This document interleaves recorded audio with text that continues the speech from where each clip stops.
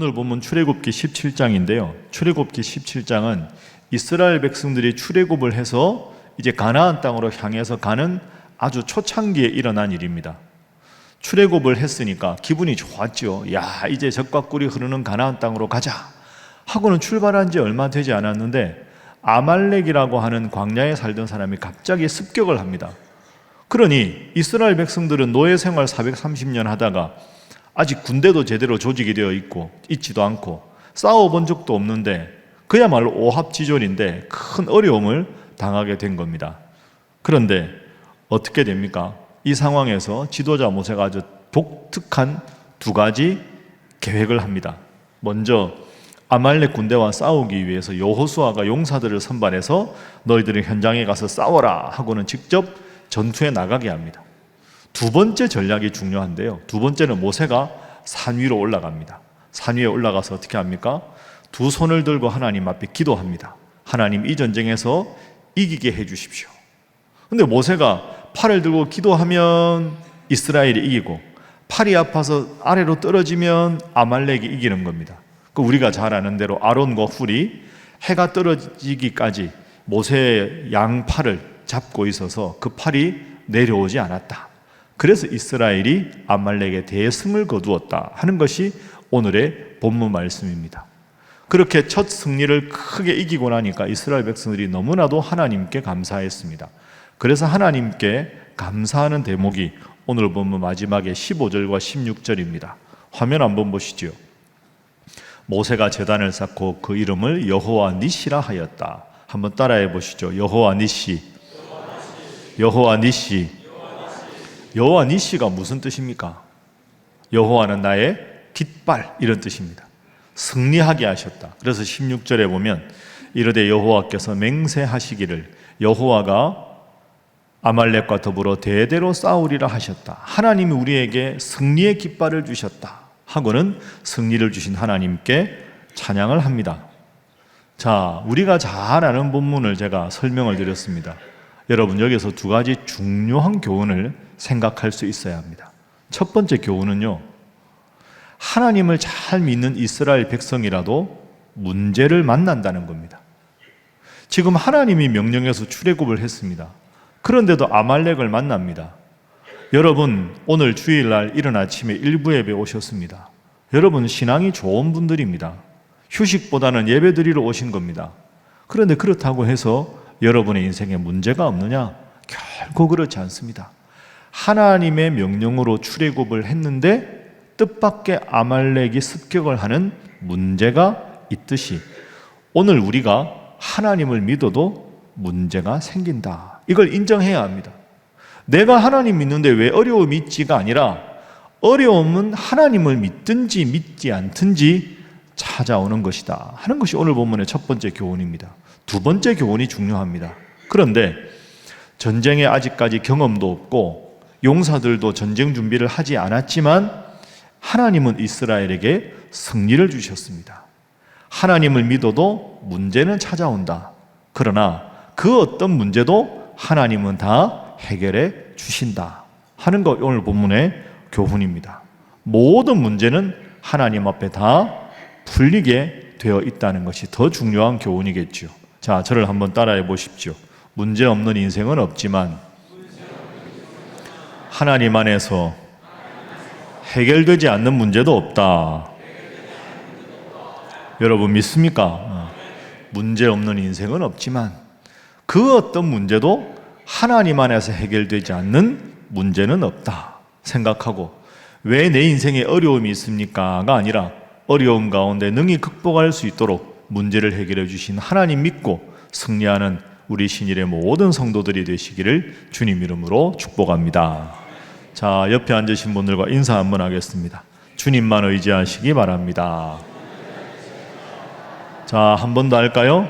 주님께서 모든 문제를 해결해 주십니다.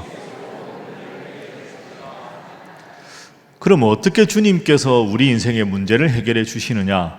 그 구체적인 문제 해결의 방법을 알아야 우리가 우리의 삶에 적용할 수 있으니까 구체적으로 문제 해결이 어떻게 일어났는지 우리가 어떻게 적용할 수 있는지 한번 지금부터 살펴보겠습니다. 먼저 오늘 이스라엘과 싸움을 걸어온 민족이 누굽니까? 아말렉입니다. 아말렉 족속. 자, 그러면 아말렉 족속은 어떤 족속인가?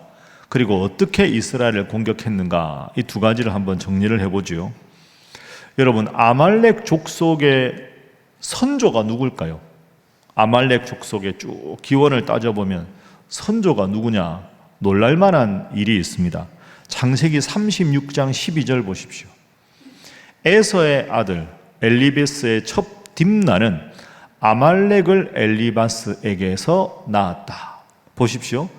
에서의 아들 엘리바스의 첩 딥나가 아말렉을 엘리바스에게 낳았다. 이렇게 말하면 아말렉은 에서의 손자입니다. 여러분, 아브라함, 이삭의 두 아들이 누굽니까? 질문이 어렵습니까? 에서와 야곱 아닙니까? 아브라함, 이삭의 아들, 형이 에서, 쌍둥이 동생이 야곱입니다. 그러니까 아말렉은 지금 누구를 공격하느냐? 엄밀하게 말하면 아브라함과 이삭의 아들인 에서와 야곱, 에서의 손자가 아말렉, 그리고 야곱의 후손들이 지금 출애굽한 이스라엘 백성들 아닙니까? 그러면 제일 가까워야 될 사람이 아말렉입니다. 그런데 아말렉이 이스라엘을 공격합니다. 정말로 비극적인 일이죠. 하나님을 원래 믿지 않는 족속의 아말렉이 아니고요, 아브라함과 이삭과 그의 후손입니다. 그런데 여기서 문제가 왜 생깁니까? 아말렉은 에서의 손자입니다. 에서 하면 여러분 기억나시죠? 우리가 몇 달 전에 창세기 할 때 쭉 살펴보지 않았습니까? 이삭이 큰아들 에서에게 장남으로서 큰 복을 주니까 그 복을 받을 권리가 에서에게 있습니다. 그런데 사냥하다가 너무 배가 고파서 들어왔는데 마침 쌍둥이 동생 야곱이 죽을 쓰고 있죠. 야, 배고프다. 그 죽 한 그릇 나한테 좀 먹게 해다오. 형, 그러면 내가 이거 죽 줄 테니까 장남이 받을 축복권 그거 나한테 주시오. 에서가 어떻게 합니까? 그래, 가져가라. 그게 뭐가 중요하냐? 이렇게 이야기합니다. 하나님이 아버지를 통해서 큰아들인 자기가 받을 수 있는 그 큰 복을 배고프다고 죽 한 그릇에 가볍게 팔아넘긴 사람이 에서입니다. 영적인 복보다는 육체적인 게 중요하고 눈에 보이지 않는 하나님이 주시는 복보다는 보이는 팥죽 한 그릇이 더 소중한 사람이 에서입니다. 그러니까 하나님을 믿는 가문에서 태어났다고 해서 에서가 훌륭한 신앙인이 아니었다는 거죠. 철저하게 현신적이고 철저하게 육체적인 안목을 가진 사람이 에서였습니다. 그리고 그 에서의 직계 후손, 손자가 아말렉입니다. 과거에 육체적이고 현실적인 안목을 가진 에서가 영적인 복을 사모했던 이 야곱을, 친동생을 무시하고 미워했듯이 이 아말렉, 에서의 후손이 야곱의 후손인 이스라엘 백성들을 공격하는 이런 일이 벌어진 겁니다. 자, 아말렉은 이런 사람입니다. 그럼 아말렉이 어떤 전술로 이스라엘을 공격하는가 한번 살펴보겠습니다. 오늘 본문과 같은 본문이 신명기 25장에 나오는데요, 17절, 18절 한번 보십시오. 자, 신명기 25장 17절. 너희는 애굽에서 나오는 길에 아말렉이 내게 행한 일을 기억하라. 오늘 본문입니다. 18절 함께 읽어봅니다. 시작. 곧 그들이 너를 길에서 만나 내가 피곤할 때 내 뒤에 떨어진 약한 자들을 쳤고 하나님을 두려워하지 아니하였느니라. 아멘. 여러분, 18절에 주목해 보십시오. 아말렉이 이스라엘을 공격할 때 어디를 공격했느냐? 피곤할 때 내 뒤에 떨어진 약한 자들을 쳤다. 이렇게 말합니다. 우리가 상상할 수 있죠. 이스라엘 백성 200만 명이 출애굽을 해서 쭉 나가는데, 쭉 나가다가 대열에서 이제 피곤해서 이 사막길을 언제까지 걸어야 되나, 힘들다, 짜증내면서 저 뒤에 처진 사람들, 그 뒤에 처진 사람들을 잘 보고 아말렉이 뒤에 숨었다가 뒤에 처진 사람들을 공격했다는 겁니다. 대열의 앞이나 중앙에서 열심히 그 대열을 따라다니는 사람들이 아니라 불평하고 지쳐서 몸이 약해서 저 뒤에 처진 사람들을 뒤에서 공격한 겁니다. 그러니 꼼짝없이 뒤에 있는 사람들이 당한 것이지요. 여러분, 이 전술을 잘 한번 생각해 보십시오. 그리고 이 전술은 오늘 우리에게도 그대로 해당이 됩니다. 오늘 본문의 아말렉은 영적으로 넓게 해석하면 사탄을 뜻합니다. 사탄은 누구를 공격합니까? 영적인 대열에서 뒤처진 사람들을 공격하는 겁니다. 열심히 하나님 앞에 찬양대로 봉사하고, 열심히 새벽에 나와 말씀 읽고, 열심히 예배를 사모하고, 그래서 하나님 중심으로 늘 중심에서 떨어지지 않으려고 노력하는 성도가 아니라 그저 헌신 없이 가끔 예배드리고 예배 말씀 듣고 기도하는 일은 내 인생에서 하는 모든 일을 한 다음에 시간이 있을 때 잠깐 하고, 믿음 생활에서 점점 헌신도가 떨어진 사람들, 나도 모르게 신앙의 중심축에서 점점 떨어져 나간 사람들, 그런 사람들이 아말렉에 상징되는 사탄의 주 공격의 대상이라는 거죠. 예수님의 수제자 베드로 생각해 보십시오. 베드로가 그래도 수제자 아닙니까? 그런데 예수님을 3번이나 부인하지요. 아니, 수제자가 왜 그런 일을 벌였을까요? 본문을 자세히 보면 중요한 단어가 하나 있습니다. 예를 한번 들어볼까요? 누가복음 22장 54절 한번 보십시오. 예수를 잡아 끌고 대제사장의 집으로 들어갈 새 베드로가 어떻게 따라갑니까? 따라합니다. 멀찍이 따라가니라. 멀찍이 따라가니라. 예수님 따라가긴 하는데 멀찍이 따라가는 겁니다. 너 예수님 제자잖아. 이러면 자기도 혹시 예수님처럼 화를 당할까봐 멀찍이, 여러분 이 멀찍이라는 단어가요, 마태, 마가, 누가복음에 다 나옵니다. 이게 무슨 말이냐?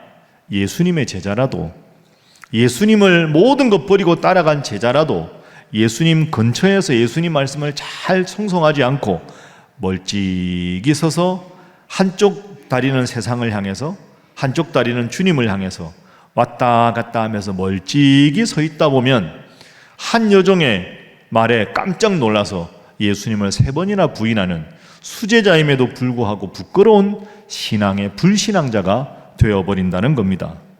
여러분, 오늘도 이 아침에 잘 오셨습니다.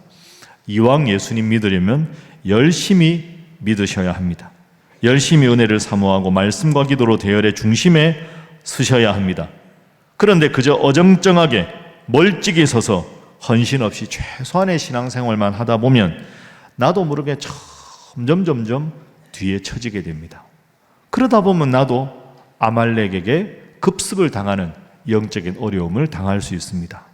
믿음 생활 깨어서 잘하는 여러분 되시기를 주님 이름으로 축복합니다. 다시 한번 인사하겠습니다. 뒤처지지 않도록 열심히 하시기 바랍니다. 자, 한 번 더 해보겠습니다. 잘하시기 바랍니다. 그러면 이런 전술에 대해서 아말렉이 비겁하게 뒤를 쳤는데 어떻게 이기는가? 승리의 공식을 지금부터 한번 살펴보겠습니다. 거룩하게 영적으로 협력했다는 것이 이들의 이스라엘 백성들에게 하나님이 명령하신 겁니다. 거룩한 협력의 원리. 자, 자꾸 아말렉이 뒤에서 공격을 해옵니다. 그래서 어떻게 합니까? 일단 모세가 여호수아를 부릅니다. 여호수아야, 젊은 용사들을 모아라. 그리고 너는 결국 아말렉과 직접 골짜기 아래에서 싸워라 하고는 골짜기 아래에서 싸웁니다. 골짜기 아래에서는 여호수아와 용사들이 싸우고, 골짜기 위에서는 누가 있습니까? 손 들고 누가 기도하죠? 모세가 있습니다. 자, 그리고 모세의 곁에는 모세의 팔이 내려오지 않도록 도와주는 아론과 훌이 있습니다. 여러분, 그래서 오늘 본문에는 3 종류의 사람이 나옵니다. 골짜기 아래에는 직접 여호수아와 용사들이 싸움을 하고요, 산 위에는 모세가 2 손을 들고 기도를 하고요, 모세를 도와주는 산 꼭대기에서 양팔을 지지하는 아론과 훌이 있습니다. 이 3 종류의 사람들이 협업을 했을 때 하나님이 승리를 주신 겁니다. 우리는 신앙생활하다가 이 점을 잘 생각해야 합니다. 우리가 간혹 실수하는 게 바로 이겁니다. 세상이 어렵다, 내 앞에 문제가 있다, 그러면 여호수아와 용사들만 생각하는 겁니다. 기도한다고 세상이 달라져? 기도해도 안 들어주더라. 직접 세상과 내가 맞닥뜨려서 노력하는 것, 그것만 필요하고, 아니 저 모세는 지도자인데 뭐하나 산꼭대기에서 자기도 나와서 싸워야지. 뭐 하나? 이렇게 생각하는 사람들 많이 있습니다. 여러분, 그거 아닙니다. 이거 잘못된 극단주의지요. 예수 믿는 사람들은 열심히 사는 만큼 열심히 영적으로 하나님 앞에 기도해야 합니다. 세상 사람들과 똑같은 논리로 똑같이 경쟁하는 것만으로 승부를 삼아서는 안 된다는 거죠. 이것이 우리가 극단적으로 경계해야 될 한쪽입니다. 두 번째는 또 다른 극단이 있습니다. 전쟁, 기도만 하면 되지. 기도만 하면 싸울 필요 없고 하나님이 다 알아서 하실 테니 모세요, 올라가서 기도만 하십시오. 여러분, 기도만 한다고 문제가 해결되지 않습니다. 간절히 기도하는 것도 필요하지만 여러분, 직장생활 열심히 하시고요, 동료들과 열심히 협동하십시오. 학생이면 열심히 공부해야지. 시험 보기 전에 공부 하나도 안 하고 밤새 철야기도 하고 시험지 받으면 그게 신앙이 좋은 겁니까? 어리석은 겁니다. 학생의 본분은 공부하는 것이고 직장에는 열심히 직장 생활을 해야 되는 거지요. 교회 일이야 목회자들이 하는 거지. 아니, 그거야 뭐 항존직분자들이 하는 거지. 우리야 그냥 가는 거야. 결코 그것이 아닙니다. 여러분, 우리가 인생을 살아갈 때 세상의 수많은 문제에 부딪힐 때 꼭 기억하십시오. 여호수아처럼 열심히 해야 합니다. 싸워야 합니다. 그러면서도 또 한편에는 모세처럼 열심히 기도해야 됩니다. 이 두 가지가 조화가 될 때 하나님 우리에게 승리를 주시는 줄로 믿습니다. 그 점을 꼭 기억하십시오. 눈에 보이지 않지만 오늘 중요한 세 번째 그룹이 있지요. 아론과 훌입니다. 모세가 팔을 올리면 이기는데 힘이 들어 팔이 떨어지면 아말렉이 이기는 거 아닙니까? 어떻게 합니까? 아론과 훌이 돌을 놓고 그 위에 양쪽에서 팔을 지지합니다. 아론이 누굽니까? 모세의 형이지요.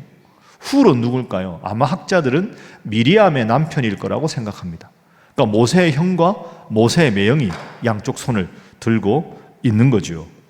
그래서 해가 지도록 양쪽 손을 올리니까 해가 지도록 싸워서 승리했다 하는 것이 오늘의 본문입니다. 그래서 여러분, 전쟁을 하면 여호수아와 용사들도 필요하고 모세도 필요하고 아론도 필요하고 훌도 필요합니다. 교회도 다 마찬가지 아닙니까? 찬양대가 필요하고 교사들이 필요하고 교역자가 필요하고 여러분 남녀 선교에도 다 임원이 필요하고 회원이 필요한 겁니다. 서로가 서로의 역할을 잘 감당할 때 우리가 승리할 수 있는 거죠. 거룩한 영적인 협력, 가정에서나 직장에서나 교회에서나 마찬가지입니다. 그래서 서로의 역할을 존중하고 내가 할 일을 잘 할 때 하나님은 승리를 주신다. 이것을 꼭 기억하십시오. 옆에 앉으신 분들과 인사하겠습니다. 모두가 한 마음이 되어야 합니다. 한 번 더 해보겠습니다. 맡은 역할 잘 하시기 바랍니다. 우리는 지난 수요일 날 투표를 통해서 다양한 영역에서 나라의 일꾼들을 선출했습니다. 선거를 치르고 나니까 이런저런 말들이 많습니다. 민심이 참 요동하고 있습니다. 이런 때 이 나라에 가장 필요한 것은 문제만 지적하는 것이 아니라 성숙하게 문제를 해결하고 각자에게 맡겨주신 일을 성실하게 잘 감당하는 일이 아니겠습니까? 산 꼭대기에 올라가 나라를 가슴에 품고 흔들거리는 간절히 기도하는 모세의 손도 필요하고 그 손이 내려오지 않도록 눈물로 곁에서 동력하는 아론과 훌의 손도 필요합니다. 그리고 매일의 일상의 삶의 현장에서 자신에게 맡겨진 일을 묵묵히 감당하는 여호수아와 용사들과 같은 생활신앙인들도 정말로 필요합니다. 다 필요하고 다 소중한 존재입니다. 그런데 서로 비난하고 비판하고 문제를 해결하기 전에 문제점만 잔뜩 나열하고 지적하고 그것으로 어떻게 이 나라가 잘 될 수가 있겠습니까? 내가 지도자의 팔을 붙들어주고 내게 맡겨진 일을 주님 주신 일이라고 여기고 각자의 소명을 잘 감당할 때 이 나라가 잘 될 줄로 믿습니다. 우리 신일교회도 마찬가지입니다. 내가 너를 붙들고 내가 나를 붙들 때 서로가 서로의 영적인 버팀목이 되어줄 때 하나님께서 우리나라에 복을 주시고 우리 신일교회도 잘 되게 해주실 줄로 믿습니다. 마지막으로 인사하겠습니다. 각자의 역할을 잘 감당하시기 바랍니다. 한 번 더 합니다. 그럴 때 하나님이 도와주십니다. 세 번째, 제일 중요한 겁니다. 제일 중요한 건 문제 해결할 때 여호수아도 필요하고 용사들도 필요하고 다 필요한데 제일 중요한 문제 해결의 열쇠가 뭡니까? 기도입니다. 기도. 모세가 두 팔을 들고 하나님 앞에 간절히 기도했습니다. 그것으로 승리할 수가 있었습니다. 그런데 여러분, 이 결론을 모르는 분은 단 한 분도 없습니다. 기도해야 문제가 해결된다. 다 알고 있습니다. 머릿속으로만 알고 있다는 것이 문제 아닙니까? 여러분, 심각하게 생각해 보십시오. 예수 믿는 사람이 제일 많이 듣는 말이 기도하라는 말 아닙니까? 오늘 본문 여러분 잘 아는 본문 아닙니까? 그런데 왜 우리는 기도를 안 할까요? 기도하면서 쉽게 포기를 할까요? 여러분, 잘 생각해 보십시오. 세상 전쟁에서는요, 손을 들면 항복하는 겁니다. 제가 자주 강조했죠. 세상의 정리에서 두 팔을 든다는 건 항복한다는 겁니다. 패배를 상징합니다. 그러나 모세는 두 팔을 들고 하나님 앞에 기도했습니다. 세상을 향해 항복한 게 아니라 하나님 앞에 항복한 거죠. 하나님, 저희의 힘으로는 이길 수 없습니다. 제 힘으로는 이길 수 없습니다. 하나님이 이 팔을 붙들어 주십시오 하고 두 팔을 올리고 기도했을 때 하나님은 두 팔을 붙잡아 주시고 승리하게 해 주셨습니다. 목사님, 기도해야죠. 기도해도 안 되더라고요. 아니, 기도한다고 문제가 해결되나요? 제가 해보니까 안 되던데요. 여러분, 아닙니다. 기도한다고 문제가 해결되던가요? 라고 묻는 분들은 죄송하지만 기도를 끝까지 안 한 분들입니다. 조금 하다가 안 될 것 같으니까 안 해버리고, 기도한다고 되겠나 하고 포기하고. 모세가 언제까지 기도했습니까? 승리할 때까지, 끝날 때까지. 중간에 팔이 포기하고 싶은데 아론과 홀이 붙잡아서 해가 떨어지기까지, 끝까지 문제가 해결될 때까지 기도했습니다. 여러분, 기도해 보십시오. 언제까지? 문제가 해결될 때까지. 내 시간표가 중요한 게 아니라 하나님의 시간표가 중요합니다. 간절히 문제가 해결될 때까지 두 팔을 높이 들고 기도하셔서 아말렉과의 전쟁에서 승리하게 계신 하나님께서 우리 신일교회 성도들 모두의 문제를 여러분의 두 팔을 올리고 하는 기도를 통해서 다 응답해 주셔서 기적의 주인공 여러분 모두가 되시기를 주님 이름으로 축복합니다. 마지막으로 인사하겠습니다. 열심히 기도하시기 바랍니다. 한 번 더 하겠습니다. 말씀만 하지 마시기 바랍니다. 이제 말씀을 정리하겠습니다. 여러분, 제가 오늘 설교 초반에 말씀드렸습니다. 문제 없는 인생 없습니다. 그러나 하나님이 해결하지 못하시는 문제도 없습니다. 이 점을 꼭 기억하십시오. 그저 어정쩡하게 점점 대열의 뒤에 처지다 보면 영적으로 공격받게 됩니다. 지금처럼 주일이면 어김없이 하나님 앞에 예배드리고 말씀과 기도로 열심히 기도하시고 하나님 앞에 두 팔 올리고 간절히 기도하시고 인생의 모든 문제를 성경을 통해서 열쇠를 찾으셔서 오늘 본문의 이 승리의 기쁨이 우리 신일교회 성도들의 삶에 가득가득 넘쳐서 기도하니 내 인생이 해결되었다.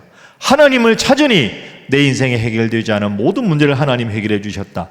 이런 기쁨과 감격이 가득 넘치는 우리 신일교회 모든 성도들이 되시기를 주님 이름으로 축복합니다.